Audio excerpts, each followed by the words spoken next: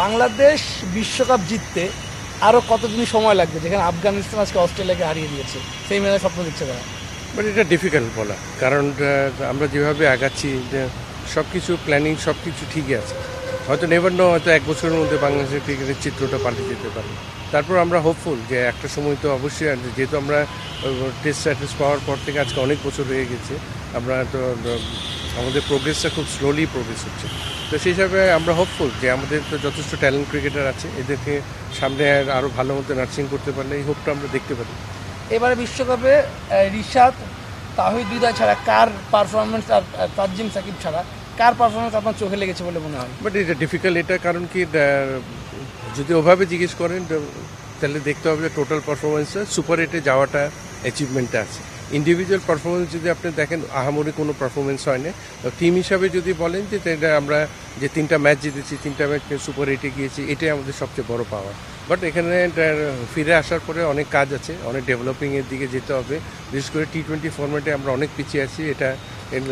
এটা অন্যান্য দেশ যেভাবে প্রোগ্রেস করছে সেই হিসাবে কিন্তু আমরা আগাতে পারছি না। তো এই হিসাবে ওদিকে এই ফরম্যাটটার দিকে আরেকটু নজর দিতে হবে, ডোমেস্টিকে খেলা বাড়াতে হবে এবং ডোমেস্টিকে আরও বেশি টি20 ফরম্যাটের প্লেয়ারদেরকে আরও অপরচুনিটি দিতে হবে, প্ল্যাটফর্মটা স্ট্রং করতে হবে প্লেয়ারের। তো আশা করছি এভাবে প্রসেসগুলি যদি ঠিক থাকে তাহলে সামনে 1-2 বছরের মধ্যে একটা ভালো দল হিসাবে গড়ে উঠতে পারবে। আমাদের 2007 সাল থেকে টি20 খেলছে ভারত আর অস্ট্রেলিয়ার সাথে, যে 2 ম্যাচ বাংলাদেশ খেললো, কখনো কি মনে হয়েছে বাংলাদেশ যখন ব্যাটিং করছে জিতার জন্য মাঠে নেমেছে, ওই অ্যাপ্রোচ নিয়ে তারা ব্যাটিং করছে?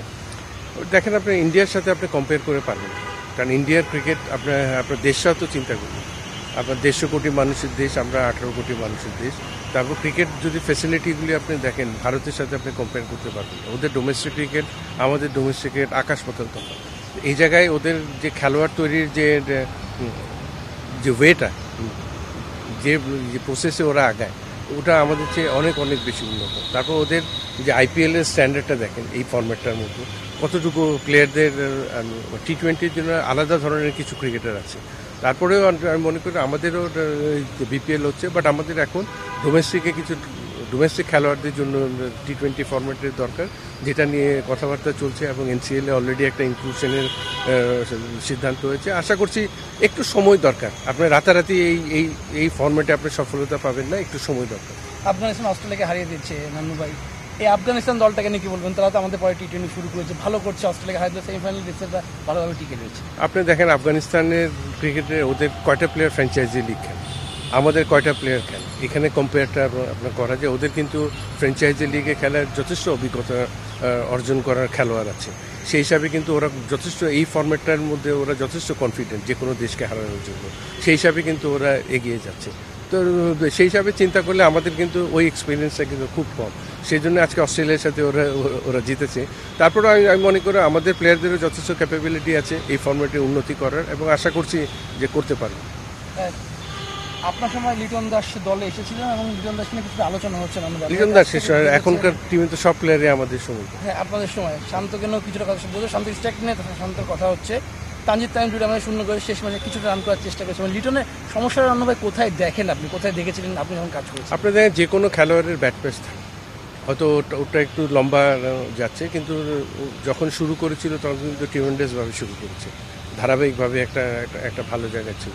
তো সেই হিসাবে এটা কিন্তু আপনার অফ ফর্ম থেকে ফর্মে আনার দায়িত্বটা কিন্তু টিম ম্যানেজমেন্ট। এখন ওকে নিয়ে কাজ করতে হবে, কোথায় ল্যাকিং আছে, আমাদের ব্যাটিং কোচ আছে, হেড কোচ আছে, তো এদের সবার কিন্তু দায়িত্ব আছে। এরা এদের মতো করে কিন্তু ওকে তৈরি করতে হবে, কারণ ও আমাদের কুলভুক্ত খেলোয়াড় এবং আমাদের পেরোলের ক্রিকেট। তো সেই হিসাবে ওকে কিন্তু এই দায়িত্বটা নিয়ে টিম ম্যানেজমেন্ট ঠিক করলে দেখবেন আগামী 1-2 মাসের মধ্যে আবার সময় নিয়ে ফিরে আসবে।